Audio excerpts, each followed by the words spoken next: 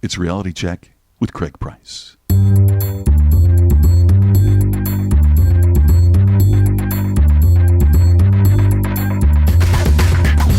I'm an idiot. 4 minutes in and I'm already wrong. I'm like a monkey. Hello, look at me. Craig, shut up. Hey, I need you guys to do these things. I'm Craig Price, professional bastard. Nice to meet you. Welcome to Reality Check with Craig Price. This week, it's our annual holiday movie preview with Alan Cerny from Ain't It Cool News. You know, this season we kicked it off with movie talk with Alan, and so I thought this would be a perfect way to close out the second season of Reality Check with more movie talk. Just a brief explanation of this episode. This was originally supposed to be a two-parter. We recorded it as two parts on the same day, but after asking how you listeners would like to listen to it, it was suggested we make it one big episode instead of two parts. So about 30 minutes in, we kind of start a new episode, so I wanted to warn you about the awkward break. The first part, because we had so many great movies come out this fall, Alan and I talk about some movies that are already in theaters on purpose. We knew this when we were recording it. The second part is about movies coming out between Thanksgiving and Christmas, the prime holiday movie time. This time of year is always a great time for Oscar-worthy films, and it looks like we're on track for even more great ones. But before we start, this week is Thanksgiving, and I want to thank all the listeners and guests we've had this year. You know, moving forward, I will try to have more guests that will be presenting with me at maybe showcasing some upcoming events, but I'm also going to be trying to do some different things, maybe play with the format some. Who knows? I've been trying to get unique and interesting guests, which isn't easy when you're running the show by yourself. Everything is scheduled, recorded, edited, and released by me, so it can be a bit of a challenging getting quality folks and in time for podcasts. So moving forward, hopefully we can remain consistent. I think I've done a pretty good job with the limited network I've had. So if you know anyone who you think would be a great guest for next season, let me know. Also, tell me why you think they'd be good. So you can email me and your explanation at craig@speakercraigprice.com. So in the spirit of Thanksgiving, I want to thank you for all your support. I'll be back early next year. In the meantime, I'm sure you'll want to go to the movies. So here to help you figure out what's worth seeing is Alan Cerny.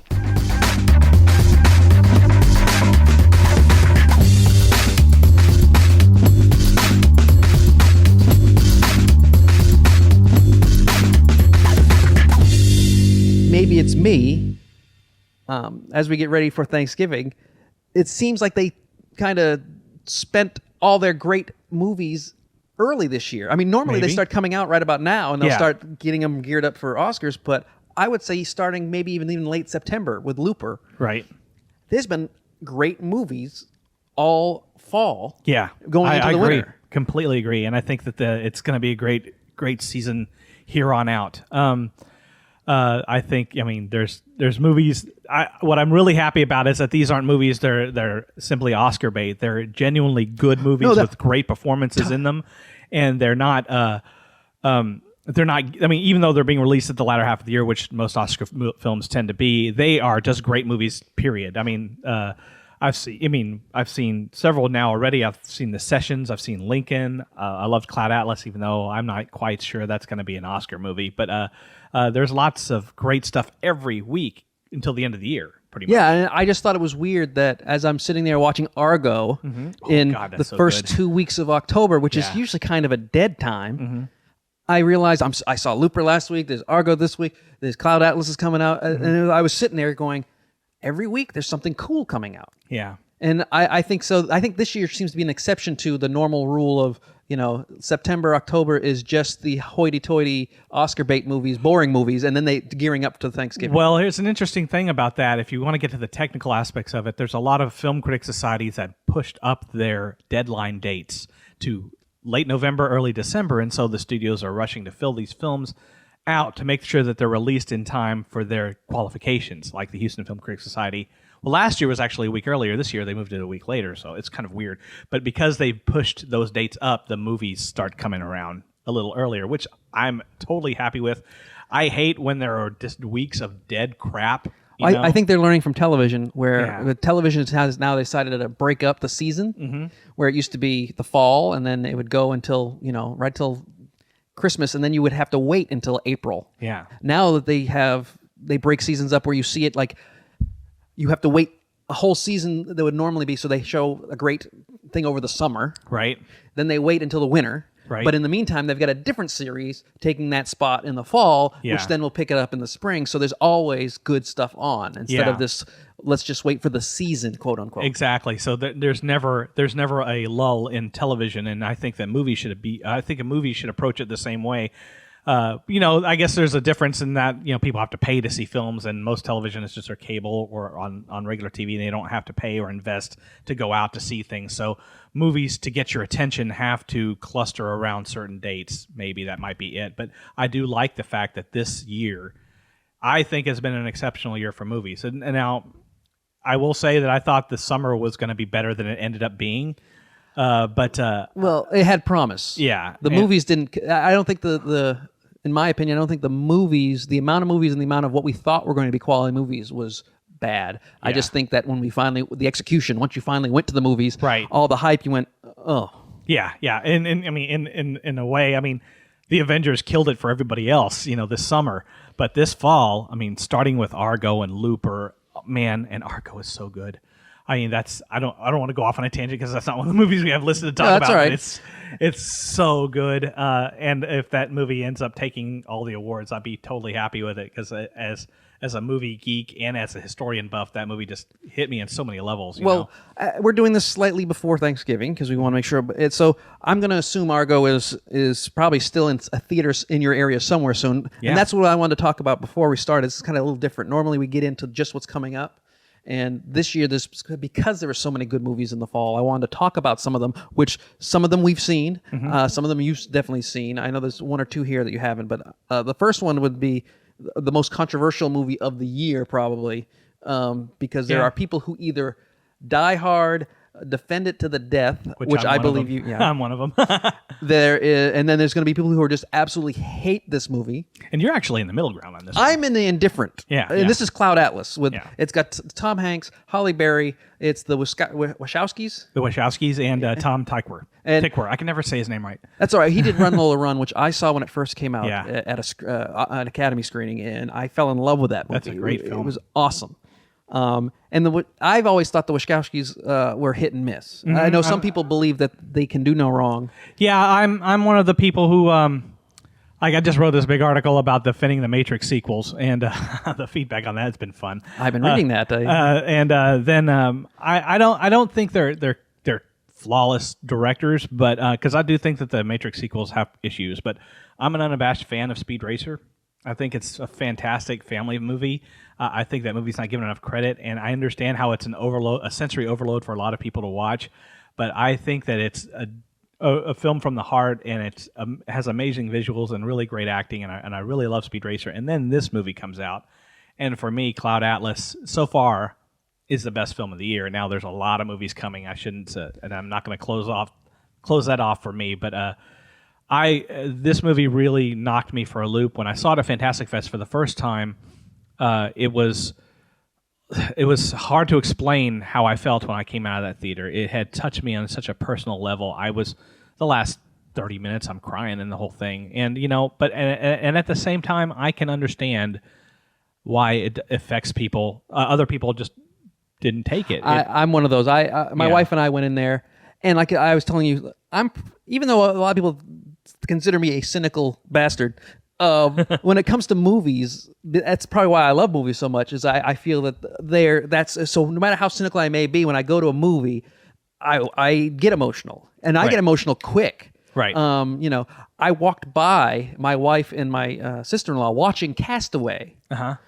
And it was just the 3-minute part where at the very, very end, where he's looking out the window and sees Helen Hunt get all emotional and upset because she didn't want to see him because she didn't know how to really react. Right. She'd moved on to some degree. Yeah. And that, just walking by, I felt bad. I mean, I started to get upset. Yeah. So I'm really susceptible to that. When I watched Cloud Atlas... And I'm the same way. Yeah, when I watched Cloud Atlas, it was I didn't really get the resonance that I normally do. I didn't resonate with me. It's definitely a feat. Yeah, it definitely should be seen, and it should be at least because just on the sheer 6 stories interconnecting. Right. But tell me why it really resonated with you. Well, there's just the thematic thread that goes through it. There's just a ringing optimism of the movie. I mean, Cloud Atlas assures us that we're going to escape our bondage. We're going to fly to the stars. We're going to everything that holds us back will be gone, and we're going to persevere as humans. But it's the optimism of it I really responded to, and the emotionality of the piece and the characters are related to. But I understand why people wouldn't, because the 6 stories do intercut in odd ways. Sometimes they don't even seem to make sense on how they edit, character-wise or plot-wise, but emotionally-wise, it makes perfect sense. It's like a symphony. It's like it's not even really directed. It's orchestrated. It's done in a manner and edited in such a manner that there are literally waves in the movie. There are lulls, and then there are peaks where the movie just gets really emotional, and then it kind of eases back and gets into the story more, and then it rises up again. And then the last 20-30 minutes of Cloud Atlas are just so powerful and emotional and rich and visually stunning, and the music is wonderful, which was written even before the film was filmed, by the way, which never happens.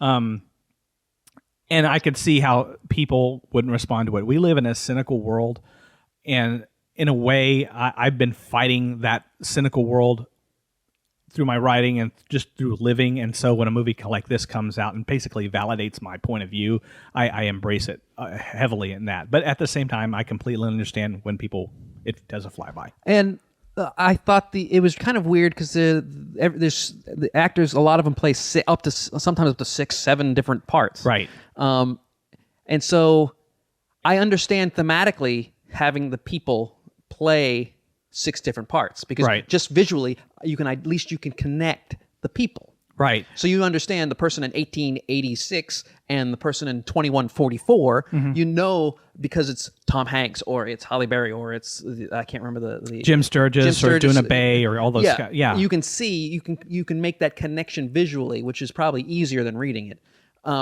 But it was one of those things where I felt at times that I wasn't sure if this was just a really expensive makeup demo reel.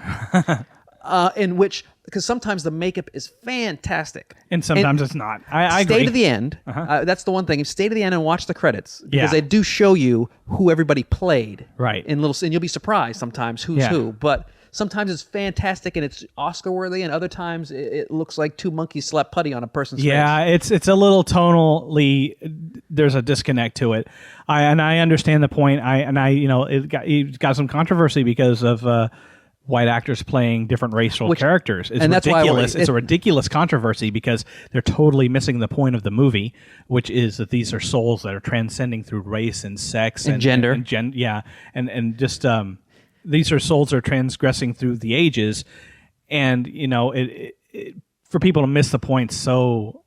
Really, that more than anything, people who didn't like the film, I understand that, but people who are claiming it's some sort of racially prejudiced movie, they are completely and totally I thought wrong. That was ridiculous as well. It's like, again, that's why I brought it up. Thematically, it makes sense for these people to play different genders, different ethnicities, different whatever throughout the years, so you can connect them as a soul, and it doesn't matter what gender, it doesn't matter what race they are. Right, and people completely lost that, but I wanted to make sure I brought that up, because that shouldn't dissuade you from seeing this movie. No, it's going to be a movie that's divisive. I think it's either you'll get it or you don't, and it's no sweat off my back if you don't. For me, I responded really personally to it. And it's also one of the most expensive independent movies ever made. Yes. Because I don't think a lot of people understand that they couldn't sell this movie. There's no way anybody who sees the film would understand that in about 5 minutes that a studio would never have picked this up. Despite the fact that, and they didn't. It was Tom Hanks and Halle Berry were always attached to it. Yeah. And you've got the Wachowskis, and who are hit and miss box office wise, but Hollywood is so locked into, this is like movie X, and movie X didn't make any money, so this is not really bad right now in Hollywood when it comes to that stuff. And a movie like this 10 years ago would have been made with no problem, I think. Now it's different. Well, we'll move on, because like I said, GLaDOS is definitely worth seeing just for the feat, in my opinion. You think it's elevated above that, but I think just on the sheer execution and being able to weave the 6 stories in somewhat successfully. The editing is unlike any film I've ever seen. I thought it's worth seeing, because I think it's one of these postmark movies or milestone movies where sure, the first time they do it, it's not a rousing success, but I think this is with the way people's attention spans are and the way that we start to interact with different medias and things. I think this is the first sign of what's to come. Exactly. I agree with that. And then we go back to a more traditional movie, Right. and I think this one is not necessarily Oscar bait, but it was created with Oscar-winning director Robert Zemeckis, Right. his first live-action movie in quite a bit, Right. with I guess I would say America's sweetheart. Yeah. As far as if it's not Tom Hanks, it's definitely Denzel Washington. Denzel Yeah. Washington. You've got your obligatory John Goodman buddy situation, and it's about things that we can kind of relate to. It's called Flight, and it's about a crash that the pilot Denzel Washington saves everybody's lives, but the problem is apparently, and I'm only going on the trailer. Apparently, he's been drinking.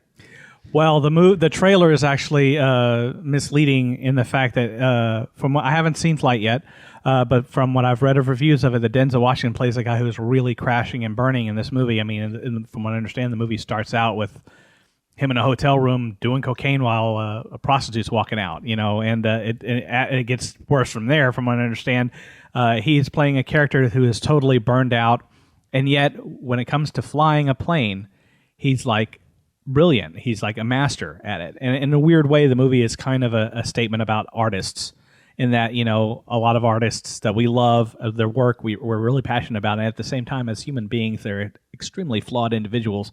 And sometimes it takes extremely flawed individuals to do great things. And I think that that's what this movie is about, just from basing the reviews that I've seen and from the trailer. And it is Robert Zemeckis' first movie in a while that's live action. And I really hope that he stays live action for a while. Well, this brings me back to the Cloud Atlas situation, where thankfully Robert Zemeckis was one of he has spent the last 3 or 4 movies working on motion capture situations. Now, are they all successes? No. But he has, because he was one of the first ones to do it and push the industry, he has allowed the motion capture industry to expand. I mean, you can probably thank him for Planet of the Apes. Yeah, exactly. I think that the work that he's done has made that industry run in leaps and bounds. But I mean, Flight is different in that it's nowhere. It's a dramatic role. It goes back to like a Castaway, Forrest Gump situation. It's very dramatic. I don't even think there's a lot of special effects in the film except for in the crash sequence. I think it's a performance piece. And Denzel Washington is one of my favorite actors, and because he is one of the few actors out there, you have to be a really great actor to do this, and where you know what your persona is like on screen, you know how people perceive you, and then you tweak it. You play with it a little bit and play with audience expectations a little bit, and make people look at you in a different light. It really takes great actors to do that. Iconic actors like Denzel Washington or Tom Hanks, or even Will Smith, who is starting to go in that way.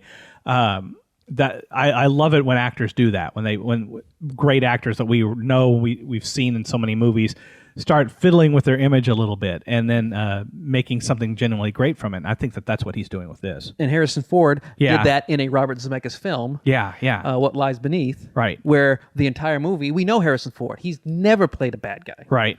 Spoiler alert from a movie that's 12 years old. Right. And I'm not worried about it. If you haven't seen What Lies Beneath after it made several $100 million, then you deserve to be spoiled. Exactly. But at the very end, we finally realize, hey, he's completely playing against type, and it worked so great. It was fabulous. It was well, and it's also a question of a director testing their actor. There are a couple of movies that Harrison Ford, where he does really play with his image a little bit, like Witness and The Mosquito Coast, which were both directed by Peter Weir. But I think those were earlier on when he was trying to purposely play against type because of his, for career decisions, where he didn't want to get stuck being the action hero, which he ended up being.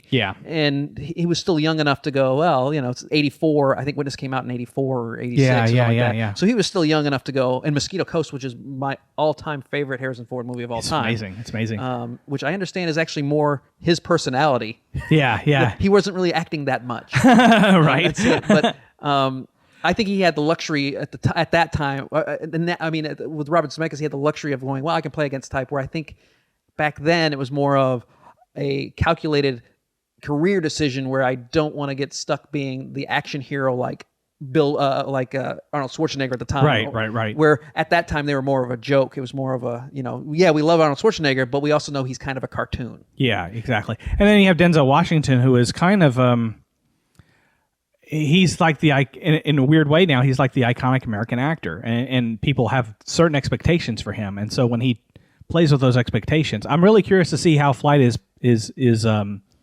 given to the regular audience. I'm really curious to see how they take it. Well, he's played bad guys before in Training Day. Yeah, but that was like so over the top, and Yeah. you were enjoying because he's acting with a capital A, and you can enjoy it because he's playing. He's really funny, and he's playing over the top, and so you can see that. But he's actually playing a really broken person in Flight, and I'm really curious to see how audiences respond.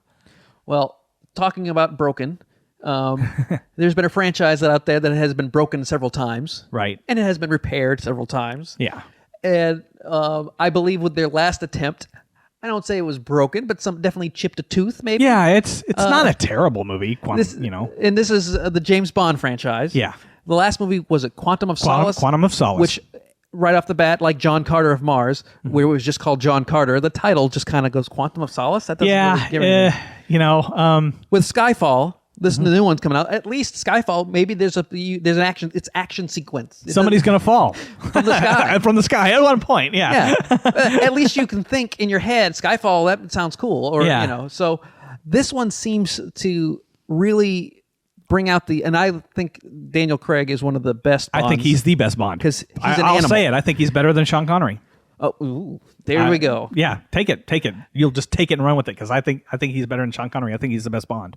I think he's fabulous. I think one of my fellow reviewers called him an ape in a suit, which is totally true. I mean, this is a guy who puts on a veneer of civility, and yet he's a human wrecking machine. Yeah, he's definitely what I would think when I was thinking of a contracted, license to kill murderer, which is what James Bond always has been. Right. It does go back to the Sean Connery style, where Sean Connery was more of instead of an ape in a suit, he was more of a serial rapist in a suit. Right. But with maybe a serial killer even, with a personality. Right. Daniel Craig seems more of a, bloke. Yeah. Who just beats the hell out of people and kills people. Yeah, well, that's one of the aspects I did like about Quantum of Solace is that this is a guy who did not calculate. He did not use his. I mean, Bond is. And there's nothing to say that he wasn't intelligent in that movie, but this is a guy who broke through things to get what he wanted. When he was, he's so full of rage in that movie because it's pretty much a direct sequel to the events of Casino Royale and Skyfall, which I have not seen yet, and it's open in England. But it will have opened here. But it looks like, from what I've read, every Bond movie you've ever seen, they've managed to put into this movie. Is this the 50th anniversary? It's the 50th anniversary this year. So this is the homage movie. Yeah, and it's got action. It's got deserted islands. It's got gadgets because Q is back. And Q is, and I hate to say this, younger than both of us. Exactly. He never was before. He was always the older guy. Yeah, he was always old kind of crotchety old funny guy. But in this one, he's from what I've seen, Q was played by Ben Whishaw. Ben Whishaw, who was in Cloud Atlas. Yeah. But he's a younger, kind of like a cyber. Yeah, which makes more sense. Yeah, it does in our world. And I can imagine. I haven't seen the film yet, but I can imagine Q is just in a room somewhere. Bond is trying to access some place, and Q is like, "Okay, you're in." And he's just hacking away. I can kind of see how that would work in today's society. It's kind of interesting watching how the Bond films have progressed. The gadgets, we're so ahead of them now. They can't even anticipate the gadgets anymore. And it was actually a smart move for them to kind of remove that from the franchise because there's no gadget that they could invent in a Bond movie that we haven't seen. Or haven't even, or if we did see it. Even if it's made up, isn't out of the realm of possibility. There's nothing even considering, even in the realm of an iPhone in the early Bond films. And now we have pocket computers that can, take people to space practically. So it's interesting that they've redone Q to something a little more to the times. I'm really excited to see it. It looks fantastic. I think it's going to be that, for one of the reviews I've read, they're calling it the best Bond film ever, which is a bold statement. I will not go that way until I see the film and figure that out for myself. And the villain Yeah. is Javier Bardem, Yep. who apparently cannot act with his normal hair. He plays, some people play visually, they get into the character by what they look like, and some people internalize. He has to go to the hairstylist first. Right. And then act from the top down. Yeah, exactly. Once again, just like No Country for Old Men, he is got a weird hairstyle. Yeah. And I guess he plays a psychopath in this too. I don't know a whole lot about the plot, to be honest with you. I've been trying to avoid that part, and the reviews that I've been reading actually steer away from it, which makes me think that there's some interesting stuff that happens in this movie. The base that I know of it right now is that M has things from her past come up and threaten the secret, the double O's, and threatens the British Secret Service. And Bond comes back from retirement, in quotes, I guess, to help her out. And that's really all I know about the movie, which is fine. I don't want to, they've actually done a really good job in not spoiling the plot of Skyfall now. So it's going to be a huge success, and I'm going to go see it. But the problem is, here's the big problem. And you didn't know this until I brought this up to you. Yeah. That Skyfall comes out on the same day as a movie that I've been waiting to see. Yeah. And you have seen. Yeah. So we can talk about it. Yes, we can. Dying to talk about it. Your favorite and my favorite director of all time, Yep. Steven Spielberg. I would be willing to say that probably one of the, or if not the best actor as far as acting. I think he's the greatest actor alive right now. Possibly historically as well. I know Olivier is up there, but Daniel Day-Lewis has really never done a half-assed job. No, and he doesn't in this. He's never phoned it in. In fact, he will take 10 years off to go cobble shoes because exactly. He refuses to go pick up a movie he doesn't want to be in. But Lincoln looks fantastic. It is fantastic. He looks like Lincoln. Yes. Historically, and a lot of people don't understand this, I think he sounds like Lincoln. Yes. Lincoln spoke with a high-pitched voice, which is why he was always considered one of our great orators at the time, because people could actually hear him. Yeah. I guess hearing people, they didn't have microphones, obviously, in Civil War, but when the man spoke at a gathering, people could hear him above the din. Yeah, because believe me, having problems with our AC units the entire summer, low noises, you can hear them, but there's not clarity. Right. It's just in the background, but a high-pitched noise you can hear instantly, and it's clear. So tell me about, it's not the entire life of Lincoln. No, it's about the last 4 months of Lincoln's life, specifically mostly in January of 1865, where Lincoln is trying to get the 13th Amendment to abolish slavery passed. And the movie is unlike any Steven Spielberg movie I've ever seen. Spielberg, if you've seen a Spielberg movie, you know how it is. He has these big moments with a booming score. The camera swoops into this great vista, this great shot. And I love Spielberg for that, but that's not what this movie is. This is a movie about people talking in rooms, figuring out the history of our country. It's about political discussions. It's about maneuvering to try to get this amendment passed. And some of the things that some of these people did weren't exactly reputable by today's standards politically, but really, it's what it took. Yeah. And today's standards of reputable politicians, Yeah. I think that almost anything goes nowadays. Well, back then they were flat out giving people money to vote certain ways or bribing them with jobs. It sounds just like now. Well, yeah, pretty much. Now, please tell me this is, and like I said, Spielberg is my favorite, has always been my favorite, though I do understand that he has, dropped a couple turds here and there. Right. One that I'm concerned about that I want to make sure that I want to ask you, because you've seen it. This is not another Amistad, is it? It is not. It is a movie. If I was to compare it to anything, it reminds me a lot of Aaron Sorkin in a weird way, because it's about dialogue and the richness of dialogue. The script by Tony Kushner is like butter. It is so good. Some of the verbiage and the patter and the cadence of the film is just so a joy to listen to. It's one of the few Spielberg films where you could actually not watch it and just listen to it and enjoy it just as much. It's interesting that way. Spielberg has always been a great visual director, but with Lincoln, it's about the rhythm of the language and the acting, which is bar none performances. Everybody. I was more worried about Sally Field than anything. Yeah. But she's fantastic. She's fantastic. Is she batshit like Mary Todd really is? Yeah. Good. But she's real. But she plays. It's a little restrained. But she plays it very well. All the performances are amazing. Tommy Lee Jones is amazing. If there's one performance in the movie that just not quite up to par, and up to par for this movie is a really high bar. It's maybe Joseph Gordon-Levitt, and it's not that he's terrible. He's not. He really is quite good. He's been but getting he's better just every time I see not him. as good as the others. When you've got some of the greatest actors of our generation who are in this film, there's no way he can live up to that expectation. When you're acting opposite Daniel Day-Lewis, you just got to strap in. Just go for the ride, because there's just no way you're gonna follow him. And Daniel Day-Lewis is just amazing in this movie, and he plays Lincoln with a real sense of empathy. And he's a very quiet man in this movie. When he's in a room, he is not dominating the room. He is listening to everybody speak, and then when he makes up his mind, he's made it, and that's it. There's only a couple of scenes where there are acting moments for him, which is really interesting. He plays Lincoln with such a grace and a sense of humor. The best parts are when Lincoln is telling jokes. He was one of the funniest presidents we've had. That was one of his most endearing qualities. That's kind of how he got elected. Is because when he got the Republican nomination, two other people they really wanted instead. Right. And so when those two, they realized there was no way these two, because they keep canceling each other out, we're going to go with a third person. Mm-hmm. Lincoln's a nice guy. He's funny. He's good. There's nothing wrong with. He's safe. Right. And that's how he got to be the candidate, is just because he was a funny, good speaker. Yeah. And the way he does, and the way Daniel Day-Lewis plays him in this movie, there's just so much, you can't take your eyes off him. And at the same time, he lets the other actors breathe. Tommy Lee Jones is outstanding in this movie. There's one scene with him and Daniel Day-Lewis that are talking about what's going to happen after the war and Reconstruction. And you could see, obviously we know what happened after that, after Lincoln gets shot. Spoiler alert. Oh man, you just ruined the entire movie for everybody worldwide.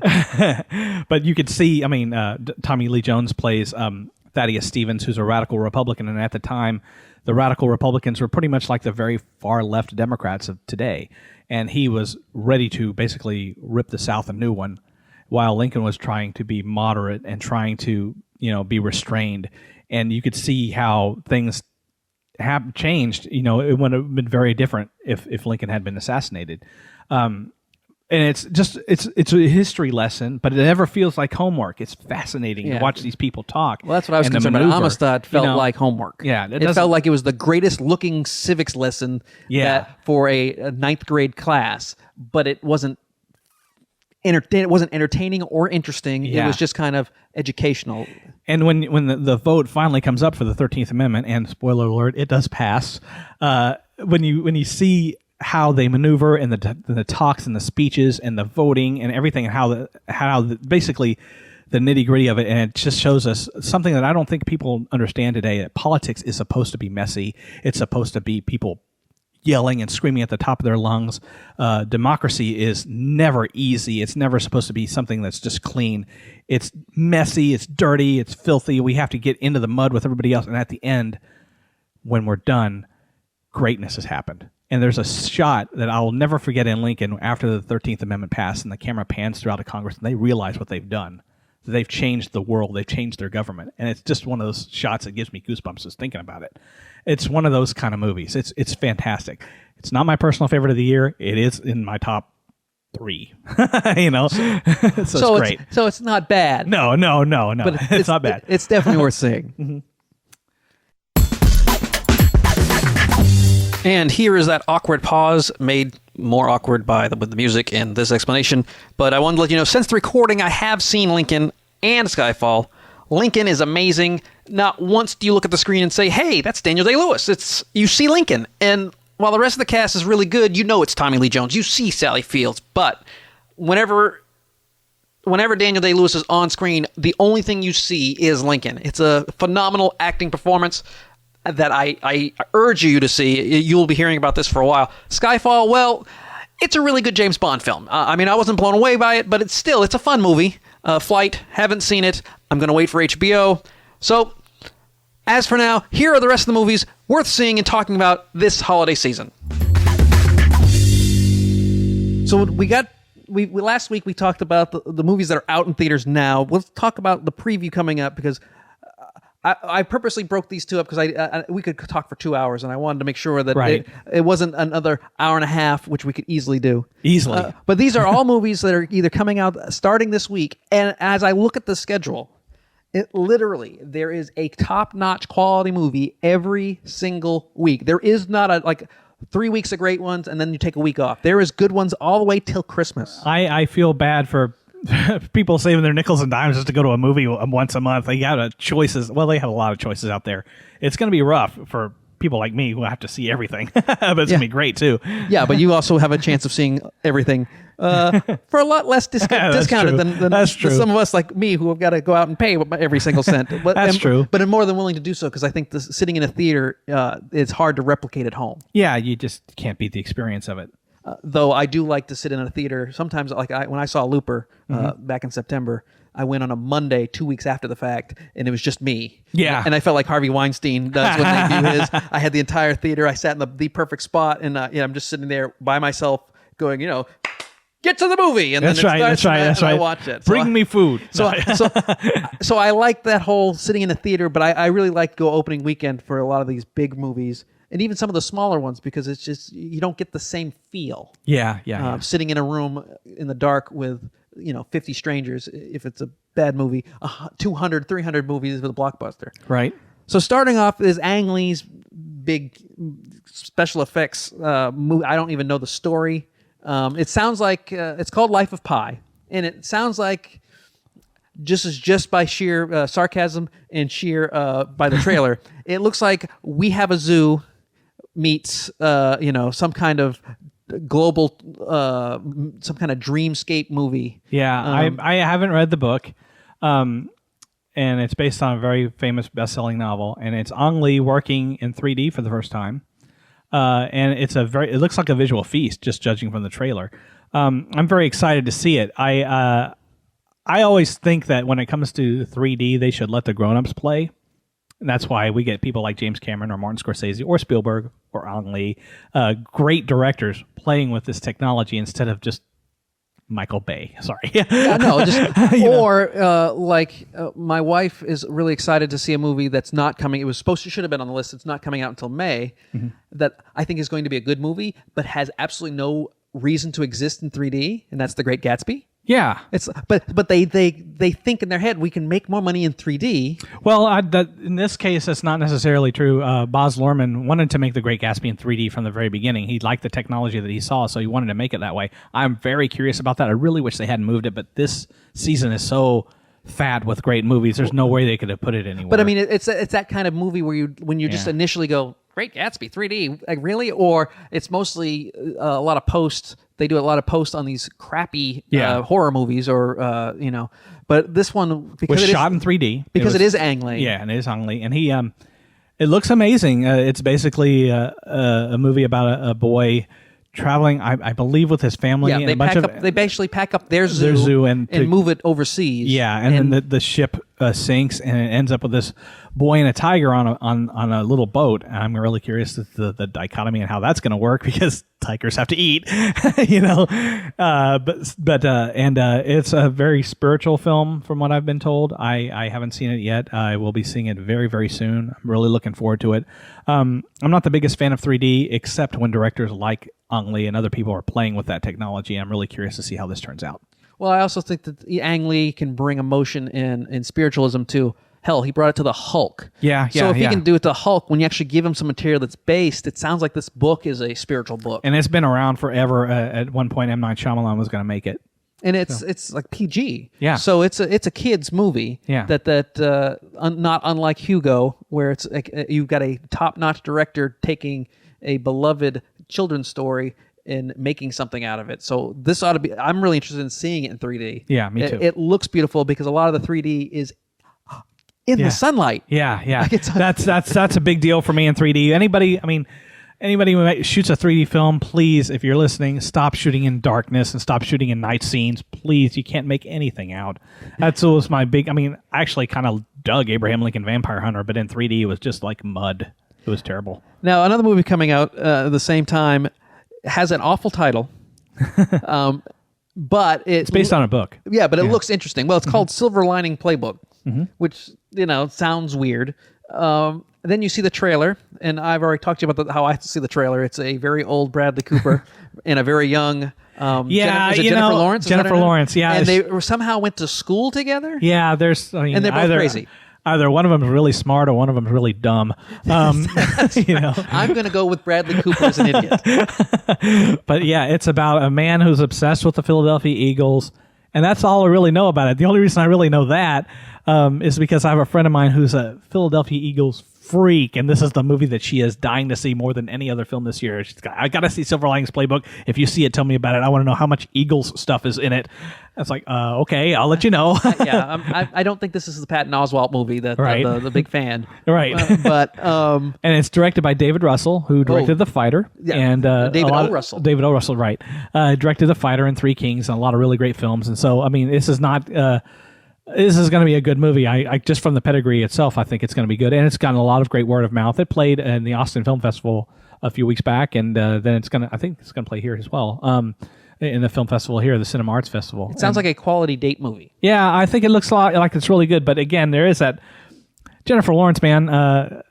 I guess she's that great. Maybe she's that great of an actress who can literally play any age. Maybe if they do a version of Benjamin Button with a woman, she could be the one to play it. And then again, I don't really know her age. She could be 28 years old, but every time I see her, she's playing teenagers or early 20s. Exactly. And in this movie, I think she's supposed to be older. Yeah. Which is fine. I mean, we just saw X-Men First Class again on HBO, and you realize in that movie she's only supposed to be, 20 something. Yeah, right, exactly. So that brings us in the same weekend because now there's two Hitchcock movies out. One is on HBO, and it's got Toby. I've got that DVR. I'm dying to watch it. Toby Jones. Toby Jones, who is fantastic in everything he did. He did the great Capote.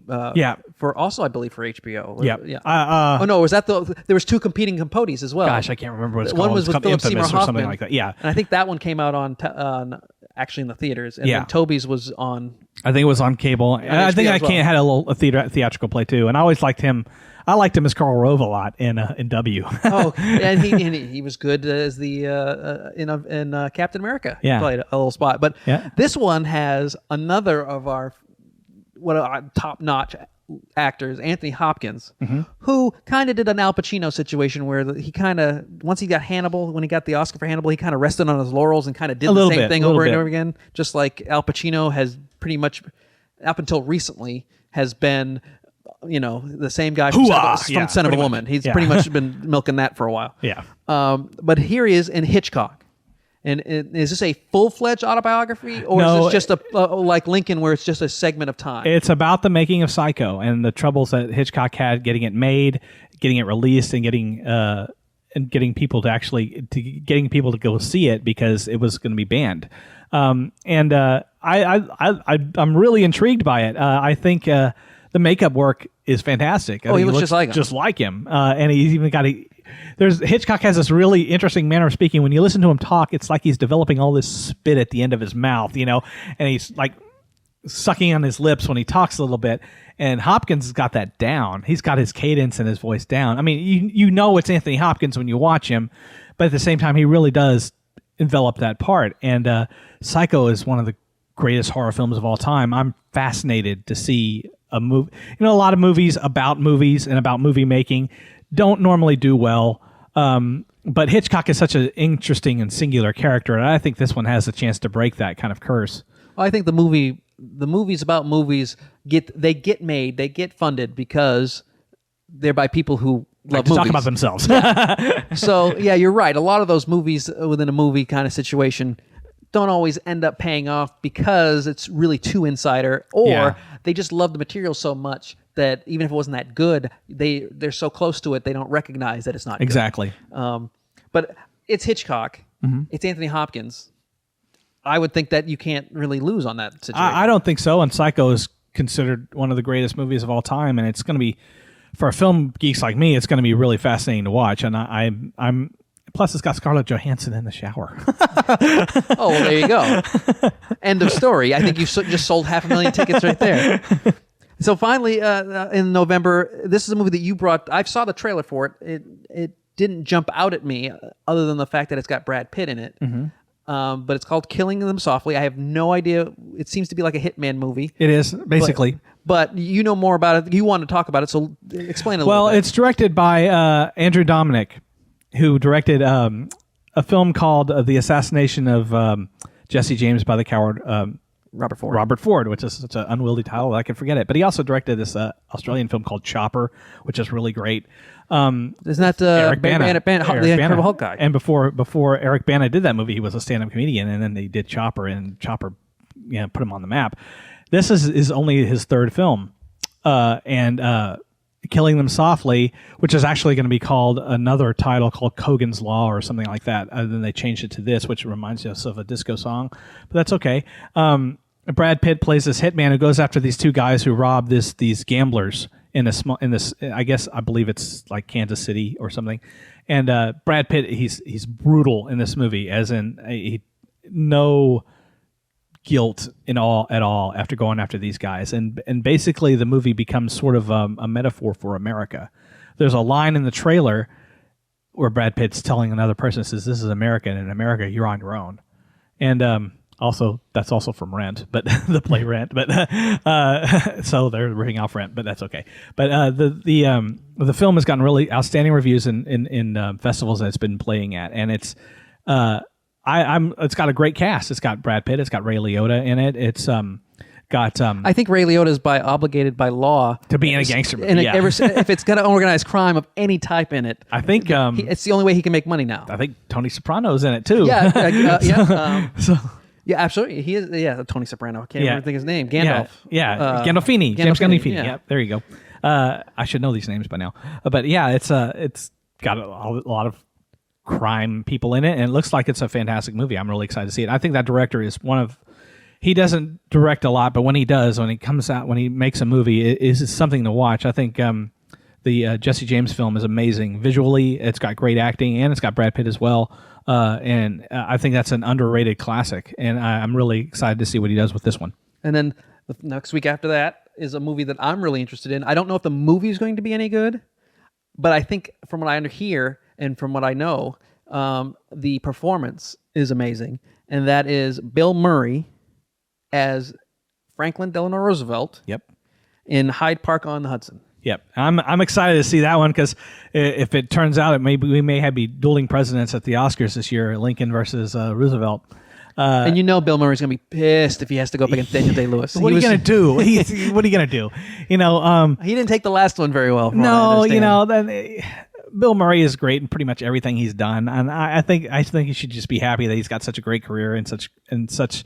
He's a very talented actor, and from judging from the trailer, he looks to really disappear in this role, just like Daniel Day-Lewis does in Lincoln. So, I mean, what are you going to do? You're going to fight against Daniel Day-Lewis. It's like fighting the tides. But at the same time, I think this is a really fascinating movie. It's basically about Franklin Delano Roosevelt inviting his mistress with him to his home on the Hudson, and he's inviting the Prime Minister of England over. This is before war breaks out in Europe. And basically, it's about the Americans and the British sizing each other up, saying, are they ready to take this leap into a world-changing event like World War II, but also it's kind of a romantic thing going on with Laura Linney, who plays the mistress, and obviously Franklin Delano Roosevelt's wife, who I don't know who plays her in the film. I can't remember. But it's definitely not. Laura Linney's too attractive to be Eleanor Roosevelt. Yeah, exactly. It's going to be, it's kind of a comedy of errors sort of thing, but it's also going to be. From what I've heard, it's a little lighter than the trailer suggests. Although the trailer suggests it's kind of a comedy, but I love Bill Murray. I'll see him. I think he is another one of our great actors. I don't think he's given enough credit. Underrated, definitely. Because if you were a comedian, if you did Meatballs, if you did Stripes, it doesn't matter what you do in later in life. You always get stuck with that. I think Jim Carrey is going to get stuck with that for a while. Well, now people are going to look at Bill Murray's career and look at it's such a varied, rich career. He's played so many great parts. I still think he should have won for. He wasn't even nominated. I think he should have won for Rushmore. I think he's amazing in that movie, and I think he was amazing in. Oh gosh, I just totally blanked Lost in Translation. Lost in Translation. There you go. Yeah. I love that film. I think he's a really underrated actor, and I'm curious to see what he does with this. So these are some top-notch quality movies that probably are not going to make millions at the box office, but I can guarantee you that next week on December 14th, the biggest movie of the year financially. Probably. It may do even better than Avengers. It may. They're going to have to invent currency to count for this movie, I think. Yeah, this is going to be The Hobbit. Yeah. And I still haven't figured out. You can verify this. Is it going to be 2 movies or It's 3? 3 movies. They initially said they're going to do 2, which we went okay. Mm-hmm. Is it big enough for 2 movies? Maybe. Then they said, I you have know what? a strong Let's make some opinion more about it, cash. but, Let's you make know. some more cash and make a 3rd movie. I don't think that's why they're making the 3rd film. I do think that Peter Jackson thinks that he's got enough material to make a 3rd movie, and that it's not just to stretch it out. These can't be 3 hours long each. This Well, can't be this a one's 9 going to be 240. I know that for a fact. Wow. So, yeah. And if the trend like the Lord of the Rings films continues, that means the 2 and 3 are going to be even longer. It's going to be long, I have so mixed emotions about The Hobbit. I'm dying to see it. I love Lord of the Rings. They are some of my favorite films of all time, definitely in the top 10.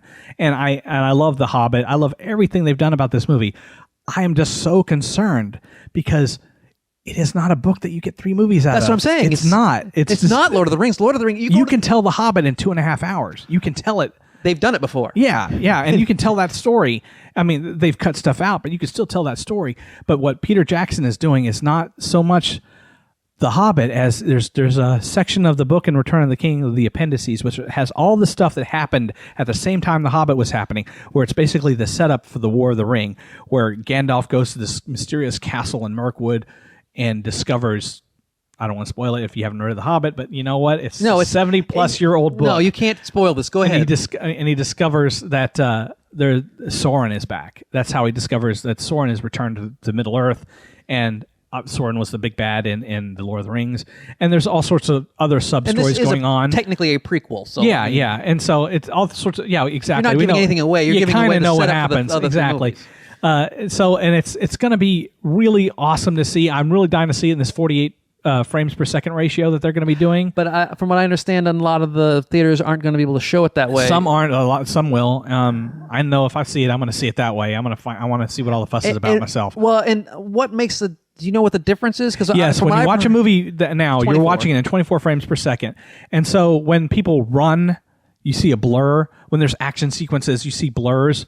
That's going to be gone. It's going to supposedly look about as close to reality as it can. Now, a lot of people are claiming 48 frames per second. It's basically going to look like a soap opera. And in 3D, it's going to look even stranger because it's going to be without any blurring. That's why when you have an action movie that's shot in 3D and it's 24 frames per second, it doesn't quite look right because there's the blur when there's a lot of motion. This one's not going to have that. So 48 frames per second in 3D is supposed to look amazingly real, and I'm really excited to see it for the technical aspects of that alone.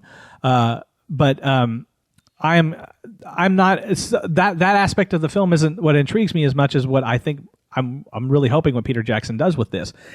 The Hobbit is not the Lord of the Rings. The Hobbit is a light, frothy, fun kids story. It was always written that way. Now Tolkien came back later on and said that he thought he probably shouldn't have written it like that. But it was a way to get it published, and it was a way for him to get the Lord of the Rings out there. And so that's kind of how he wrote it as a children's book. Tonally, it doesn't add up to The Hobbit. But the stuff that I've seen in the trailers makes it feel like it's a little funnier, a little more they comedic, showed more gags lighter. A little lighter than Lord of the Rings, which I think is appropriate. And yet there's going to be sequences in the film that are going to be directly accessing those films because there's a lot that's going on. Gandalf is doing things.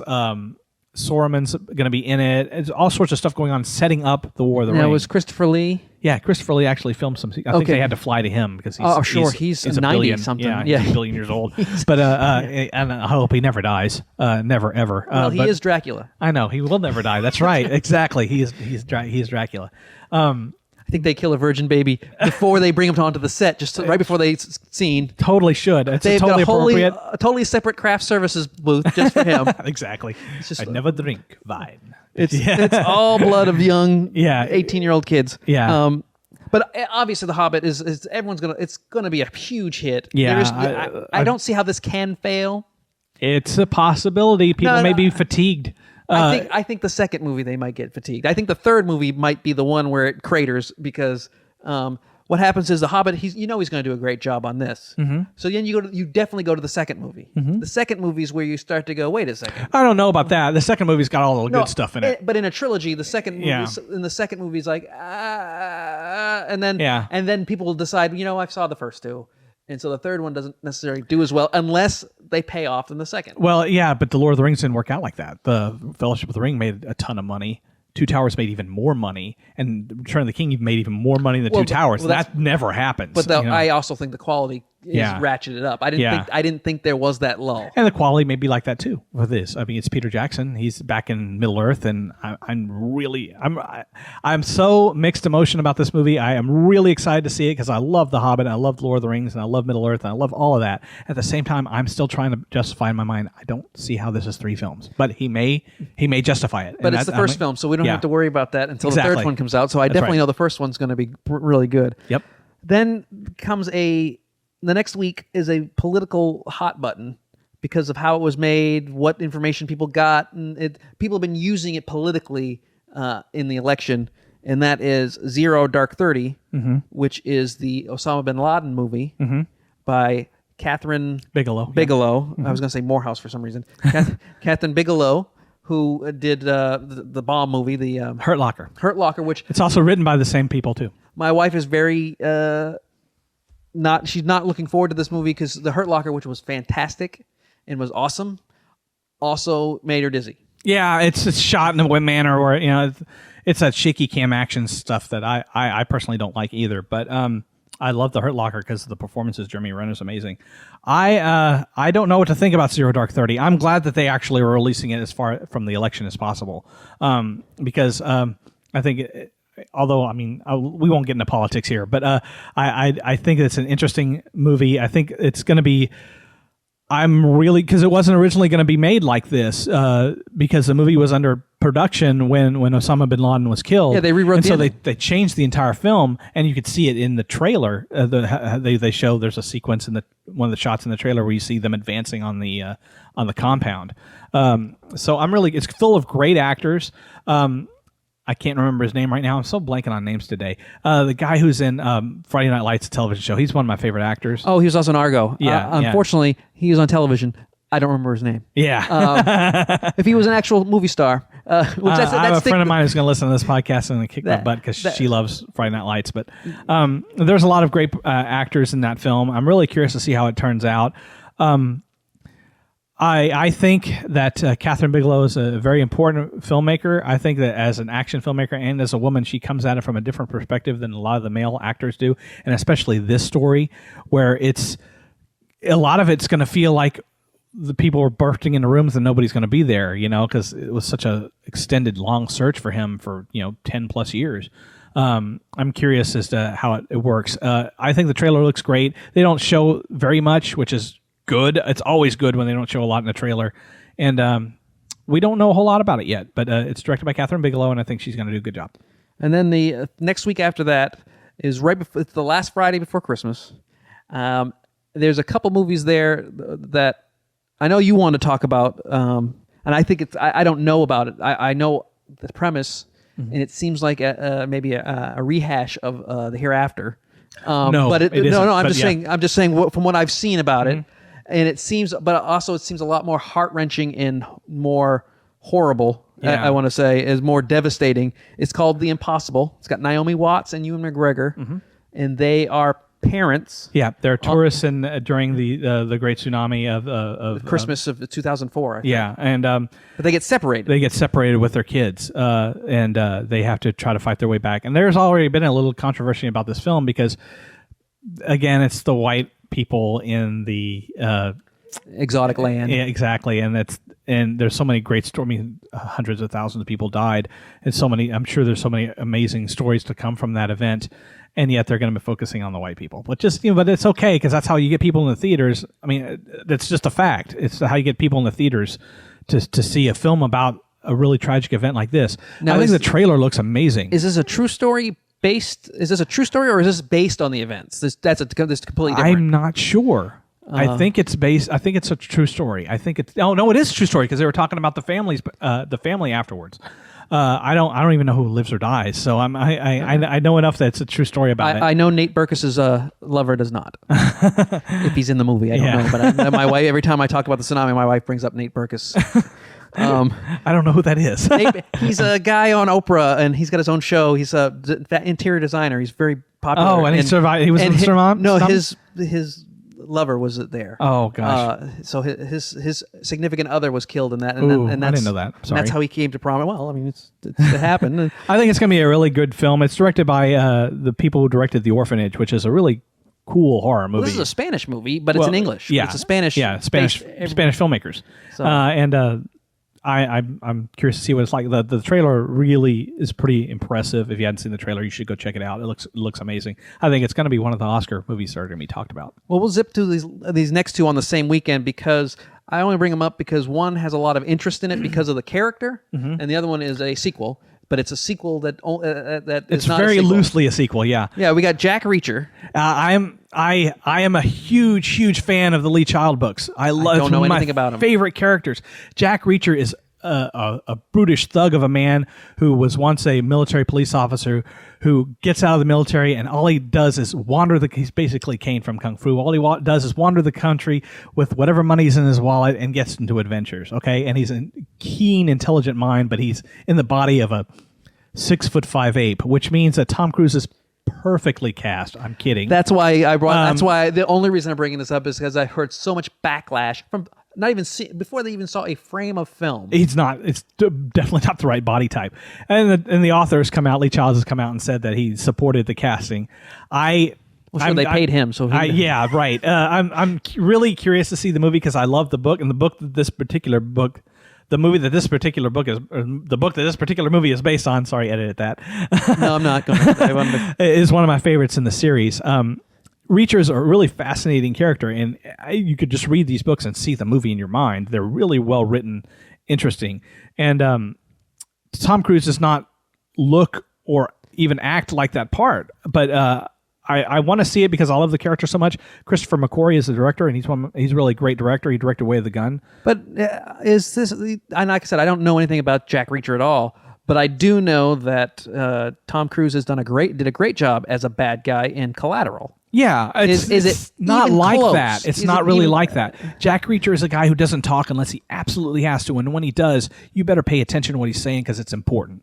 There's a scene in the trailer which feels very much out of the book where they're negotiating with one of the people that they held hostage, and they talk to Jack Reacher on the phone, and Jack Reacher says, "You know what? Shove it," and hangs up on him. And it's like, wait, you can't do that. We have a hostage. You care about this person. It's like, no, I don't. Hangs up on him. And then he calls back and says, you know what? I'm going to kill you too. That's kind of a Jack Reacher moment. That's kind of the way he doesn't get angry. He thinks things 3 or 4 moves ahead. And then when he gets surprised, that's when he gets pissed off. And then he goes, Rambo. So it sounds like not necessarily a revenge, but it sounds like an action movie where you have an anti-hero, who is kind of morally indifferent. Yes, exactly. And Tom Cruise is not the right physical type. He is not the right acting type. He is the right age, though. We'll see about the acting type because that's true. The more I see Tom, I think he gets a bad rap because of all the bullshit that goes on in his life. I agree with that, and I do like Tom Cruise very much as an actor. I just think he's so intrinsically wrong for this role. We'll see. Because that's happened before in the past where people have been so upset about the casting, and then you think about it and it's like... I have nothing against him as an actor. I just, there are people you just don't cast in certain parts, and this is one of them, in my opinion. I have a feeling they used a lot of apple boxes in this movie. I imagine so. The other one is a sequel. It's not really a sequel. It's a sequel of Knocked Up. It's called This Is 40, and instead of actually following up with all the people, and from what I understand, they don't even mention Katherine Heigl's person, but they do mention Seth Rogen in passing in one. I heard an interview with Judd Apatow. They just mention him, and it's if you're not even paying attention, you'll miss it. They're not in the movie, but it is about obviously it's Judd Apatow's actual wife, right? Leslie Mann, and her husband in that movie was Paul Rudd, and it's about them being 40 years old and parents, and it's a not typical because it's Judd Apatow, but it's a growing up, we're adults now, this is our lives kind of movie. And I'm looking forward to it just for that. I think Judd Apatow is a great director and a great writer. Even when his movies kind of get a little long, I think Funny People could have been edited about 20 or 30 minutes less, and it would have been a lot more of an effective film. And I think if there's any issues that he has as a director and as a filmmaker, it's that he needs to figure out a way to cut it short. And from what I heard, This Is 40 is actually a fairly long comedy. It's really hard to make a long comedy work. It's 90 to 110 minutes and then out. It's normally how it works. And when you make it longer than 2 hours, it becomes a strain for a lot of the audience. But this looks really great. He recently released a screenplay online. I haven't read it yet. I don't like to read that stuff before I see the movie. But apparently, from what the response was quite good at the screenplay. And I think it's going to be a really interesting movie. I'm a fan. Judd Apatow is one of the funniest directors, but he has also got a real sense of heart in his films. He got a really good performance out of Adam Sandler. And I think Adam Sandler is actually a quite good actor when he's challenged.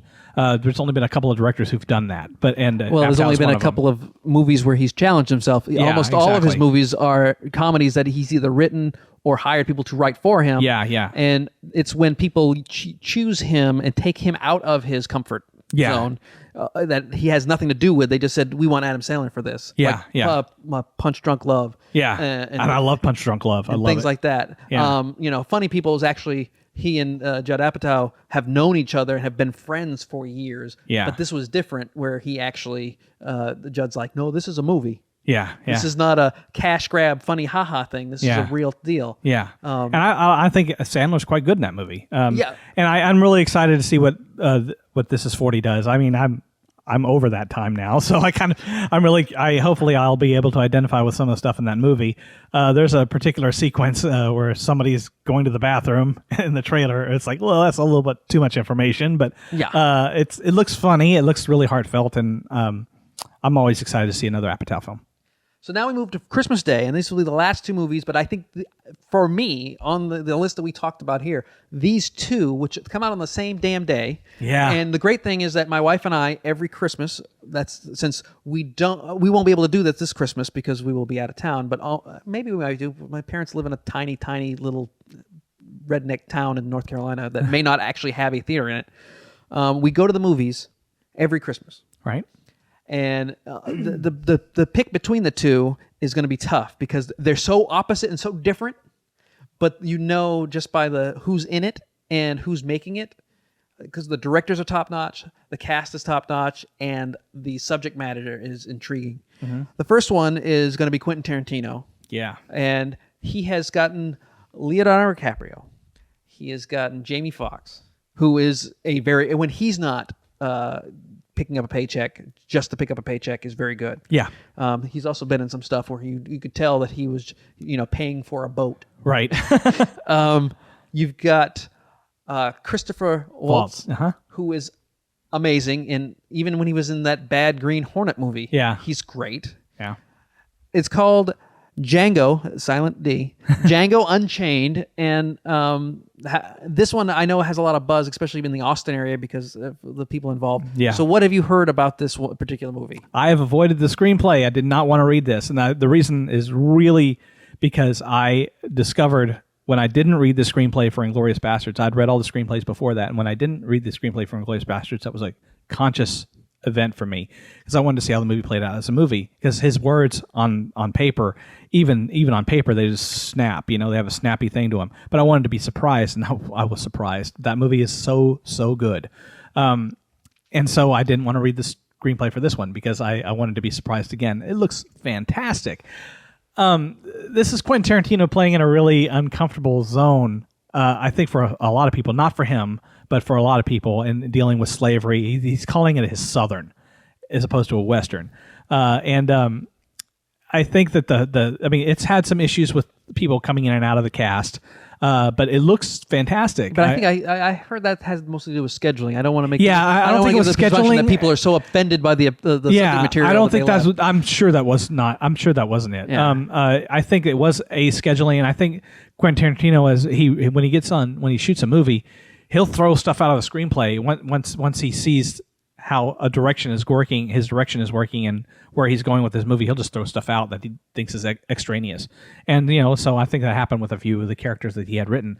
He also writes for people. Yeah. For actors. He has actors in mind when he starts writing a role. Yeah. So when they actually perform it, it's like, even if it's something that's against type, they fit in it. It's perfect for them. I mean, like John Travolta, he wanted John Travolta for that. Yeah. And from what I understand, Christoph Waltz's part was written for him. Django was actually written for Will Smith, from what I understand, but then he turned it down, and then Jamie Foxx did it. But it's about a slave. Well, Jamie Foxx, Will Smith, they're interchangeable. Well, not really. I like.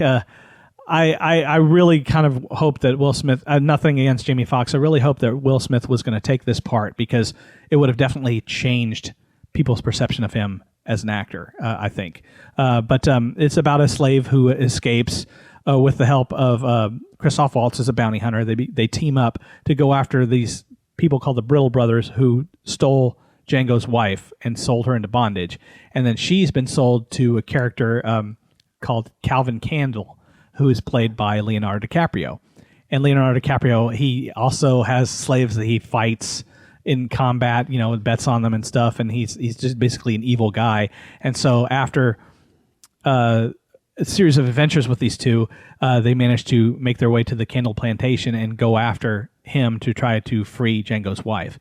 That may be really reductive of what the story is about, because, again, I haven't read the screenplay. I've been really trying to avoid spoilers on this one, because when I see a Quentin Tarantino movie, it's like a feast, visually, mentally, listening to the cadence of the dialogue, and it's one that I really, out of pretty much every other filmmaker out there, who I will dive into their work to try to figure out stuff. I'll read scripts early sometimes, but for Quentin Tarantino, I will not do that. And like a feast, where like a Steven Spielberg, when he does it as a feast of stuff, it's all going to be turkey stuffing and potatoes. Yeah. But with Quentin Tarantino, he will give you that slice of indulgent pie that you shouldn't have, that's extra calories, but it's so good. Yeah. I've always thought Quentin Tarantino should actually shoot a foodie movie. So just seriously, with the way he does in Julia and Julia. Yeah, and seriously, the way he does it in Inglourious Bastards, when you see that that Danish or whatever with a cream on it, and it's like, oh my god, that looks awesome. You can just pick through. And I get the idea that when he's not shooting a movie, he's eating. Well, he's definitely starting to look that way. But my point is that he will indulge the fanboy. Yeah. He is shooting for a wider audience, but he recognizes the fact that there is a small little chunk of his audience full of geeks, nerds, and goobers that will will appreciate. He's pulling from some interesting films. He's pulling from some blaxploitation films from the 70s. There's a particular movie that I kind of hesitant to bring up, but I could even see it in the trailer. There's a film out there that's done by these Italian directors called Farewell Uncle Tom. I see by your face. No, I understand why you're hesitant to bring that up. They're pretty horrible. It is one of the most offensive, horrifying movies I've ever seen, and yet I cannot deny the movie doesn't have power. And at the same time, I'm thinking, there are films out there who try to portray slavery in a more palatable fashion so audiences will understand what happened. But maybe it shouldn't be so palatable. Maybe it shouldn't be so easy to watch. And this is a movie that is not easy to watch. It's awful. Yeah. And some of the stuff that they show, and these filmmakers making this movie should be beaten to death. I don't want to say that, but they're terrible. It's a terrible, awful movie, and yet it has a power to it that is very compelling. And I could tell that Quentin Tarantino saw this movie when he made Django Unchained, and there's a ton of other films like that he watched that went into the influences of this movie. And so I'm really curious to see how that plays out. And finally, the last one, because this one is beloved by so many. Yeah. I know enough about the plot because I'm one of these people who... I think we all do. I think at this point everybody kind of knows what the movie's about. And so we're not going to really get into the plot because I don't think that's the key in this particular situation.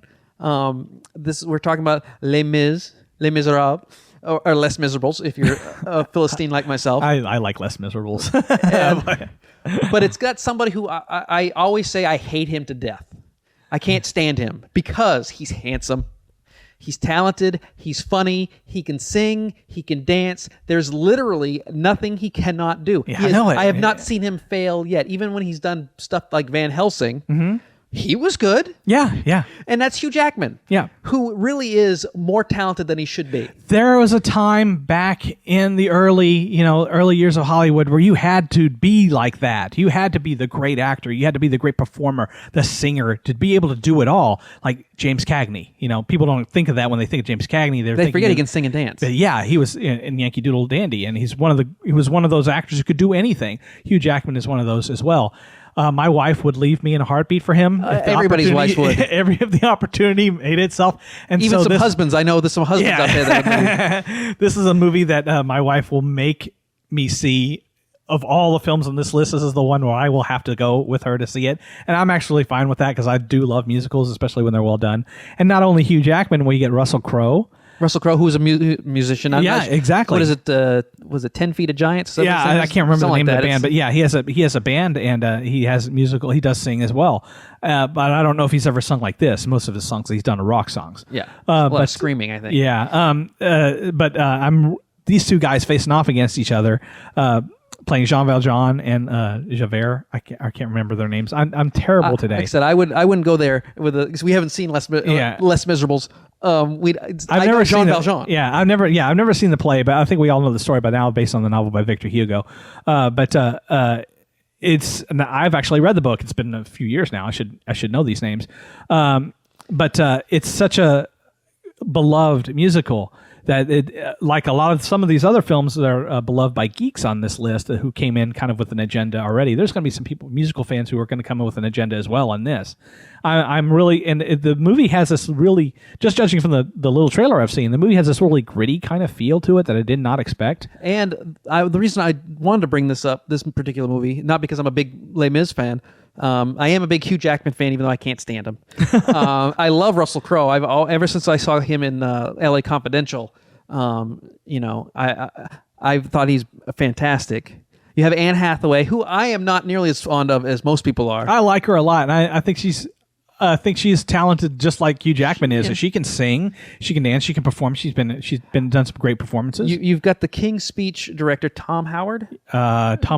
Gosh, darn it, I'm blanking. Yeah, well, it's the King's Speech. Yeah. So maybe there'll be some more F-bombs in this one. Some stuttering F-bombs in the Les Mis. Is it rated R? I can't even remember. I don't believe so. But okay. The thing is how they did it.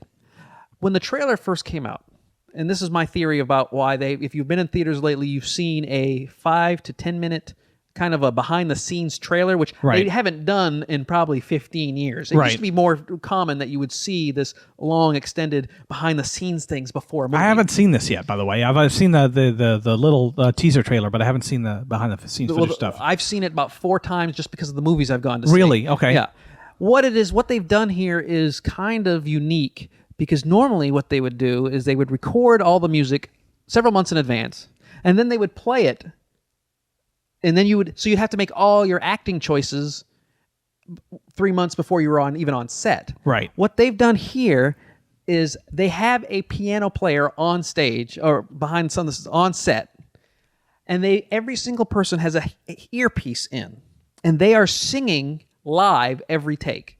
Wow. See, I've always wanted to see musicals done that way. And the reason what happened was when they brought the trailer out, a lot of people gave Anne Hathaway a lot of grief, because it wasn't this beautiful, polished version that we're so used to hearing in movies. Right.